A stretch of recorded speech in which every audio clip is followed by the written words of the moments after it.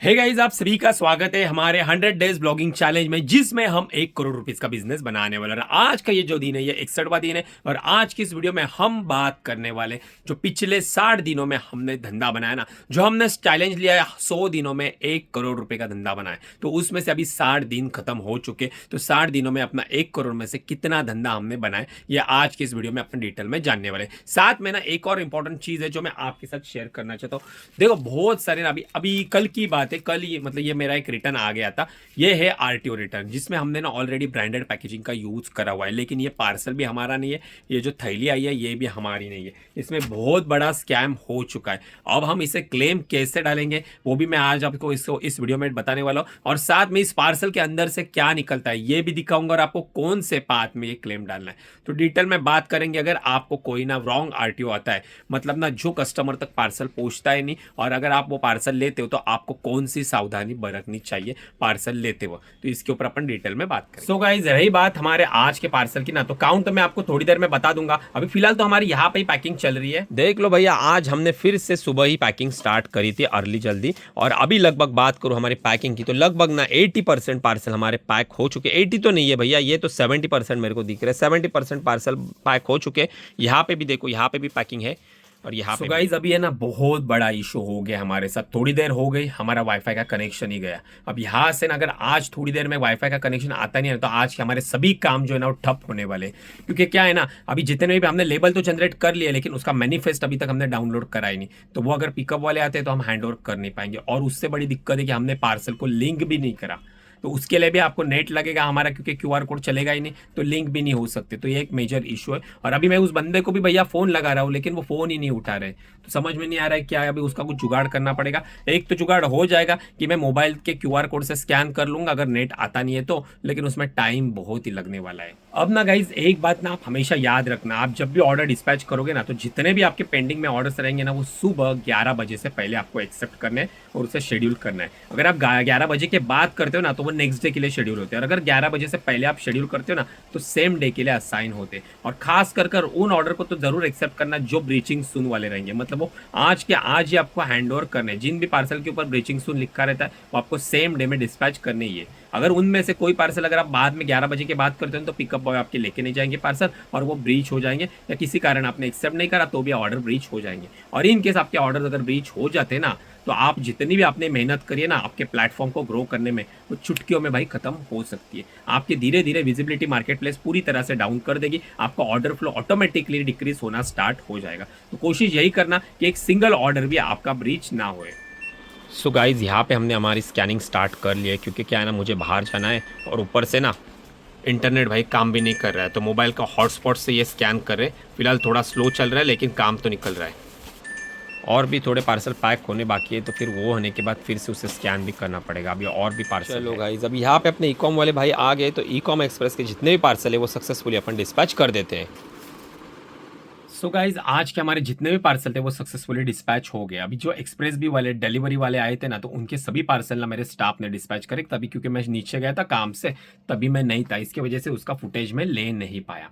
अभी हम बात करने वाले कि हमने इस जनवरी महीने में, मतलब लास्ट जो हमने 30 व्लॉग शूट करे ना, उसमें हमने कितना रुपए का धंधा बनाया। क्योंकि हमने जो चैलेंज लिया है वो 1 करोड़ का है, और बहुत ही बड़ा चैलेंज है, तो वो भाई बहुत ही टफ हो रहा है हमारे लिए कंप्लीट करने के लिए। तो अभी हमने इस 30 डेज में कितना किया है धंधा वो देख लेते। लेकिन उससे पहले ना, जो हमने लास्ट मंथ में देखा था ना, कि पहले जो 30 डेज थे, मतलब अभी मेरे 60 ब्लॉग्स कंप्लीट हो गए, तो पहला मंथ था उसमें हमने लगभग 12 लाख रुपए का धंधा बनाया था। यहाँ पे मैं स्क्रीनशॉट लगा दूंगा, तभी हमारे 1 करोड़ 30 लाख रुपए का धंधा हमने टोटल रेवेन्यू हमारा तब तक कंप्लीट हो गया था रैंडम। और आज हमारा रेवेन्यू कितना कंप्लीट हुआ है ना ये 30 डेज में, तो वो पैनल पे चल के देख लेते हैं।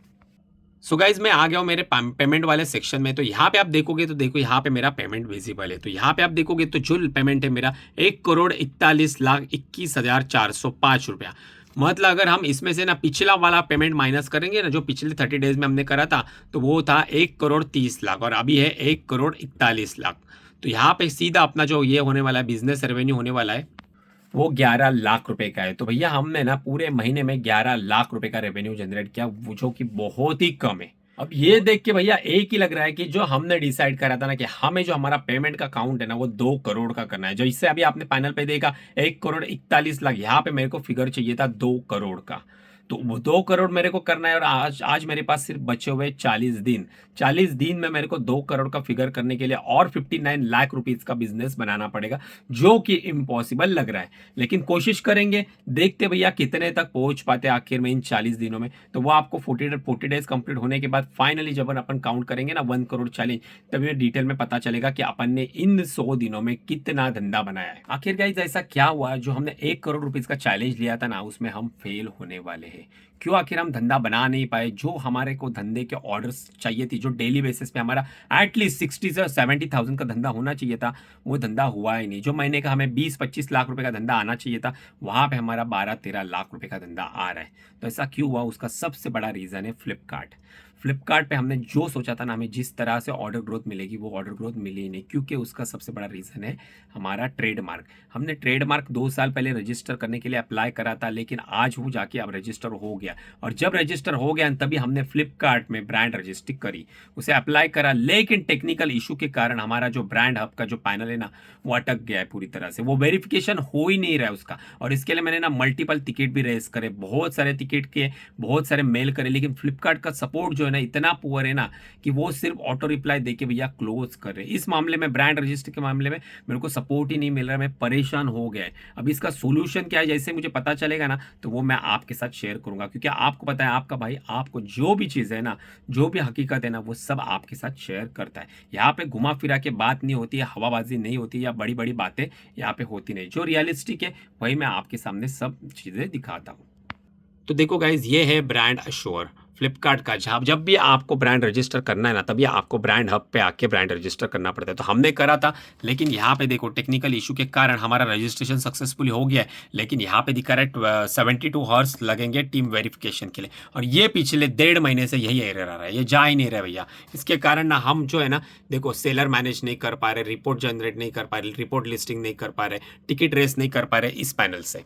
जिसके कारण हमारे मल्टीपल कैटलॉग्स है, उसके ऊपर ना अदर सेलर ने लैचिंग करके रखी है, जिसके कारण हम फ्लिपकार्ट पे ग्रो ही नहीं कर पा रहे। क्योंकि हमने ऑलरेडी ना अच्छी खासी कैटलॉग बनाया, जिसके ऊपर थाउजेंड्स तो नहीं है भाई, हंड्रेड्स ऑफ रेटिंग है। 700, 800, 900 तक रेटिंग कुछ कुछ कैटलॉग पे आई है, कुछ कुछ कैटलॉग पे 300, 400 रेटिंग है। और उसके ऊपर डेली ऑर्डर अच्छे खासे पहले आते थे। लेकिन अभी क्या हुआ है ना, बाकी सेलर घुस गए और डुप्लीकेट प्रोडक्ट हमसे सस्ते दाम पे बेच रहे। तो सभी ऑर्डर जो है ना, पूरा ऑर्डर फ्लो भाई खा रहे, हमें मिल ही नहीं रहा है। कुछ 15-20, 10-15 ऑर्डर, 20 तक ऑर्डर आ जा रहे फ्लिपकार्ट के, उसके ऊपर ऑर्डर ही नहीं जा रहे। अगर वही लैचिंग हट जाता था ना, अगर ये मेरा ब्रांड हब का पैनल का सोल्यूशन मिल जाता ना, ये अगर ठीक हो जाता ना, सबकी भाई मैं लिस्टिंग से मेरे हटा देता था सबको, और मेरे को एटलीस्ट ना 50 to 60 ऑर्डर फ्लिपकार्ट से आ जाते थे। तो उतना ही अपना सेल बूस्ट करने में अपने को हेल्प मिल सकती है। सो गाइज, अभी हम बात करने वाले रॉन्ग आरटीओ पार्सल के बारे में। तो जब भी आपके पार्सल आएंगे ना आरटीओ, तो आपको क्या करना है ना, अगर आपको कोई भी पार्सल ना सस्पेक्टिव लगता है, तो सबसे पहले उनकी जो पीओडी रहेगी ना, उसके अंदर आपको लिखना है रॉन्ग आरटीओ पार्सल रिसीव।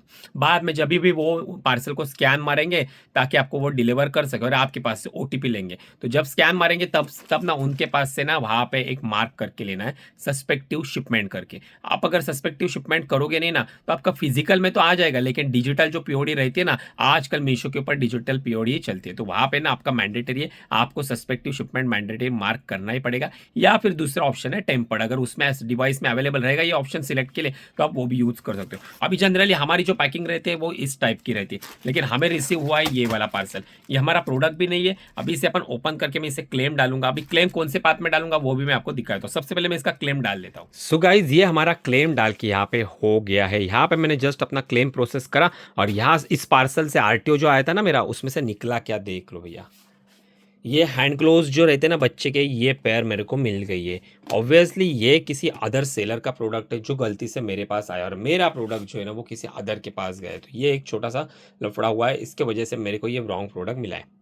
अब देखो आपको क्लेम कहाँ पे डालना है ना, ये देख लो मीशो पे। देखो सपोर्ट में आओगे, हेल्प में आओगे, तो आपको रिटर्न आरटीओ एक्सचेंज में आना है। यहाँ पे आप थोड़े नीचे आओगे ना, तो यहाँ पे आपको, अगर आपका आरटीओ पार्सल है और उसमें पैकेज क्यूआर कोड है ना, जो थैली के ऊपर क्यूआर कोड रहता है, अगर वो रहेगा ना उसके ऊपर, तो आपको यहाँ पे डालना I have received a wrong barcode package in RTO. और इन केस आपको अगर व्हाइट पन्नी में आता है ना व्हाइट पन्नी में अगर आपको आता है ना पार्सल आपका आरटीओ रिटर्न, तो उसका आपको क्लेम कहाँ पे डालना है ना, तो ये देख लो यहाँ पे डालना है आपको, I have receive RTO in non branded packaging.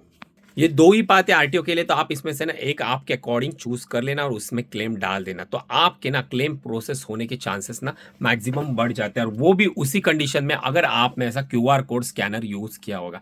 जब भी आप पार्सल डिस्पैच करते हो ना, उससे पहले आपको दोनों पार्सल को, मतलब जो ब्रांडेड पैकेजिंग रहेगी उससे और साथ में अपने बारकोड लेबल को, शिपिंग लेबल को, दोनों को इस क्यूआर कोड से लिंक करना पड़ता है। तो ये लिंक करोगे तभी जाके मीशो आपको 100% क्लेम अप्रूवल देता है।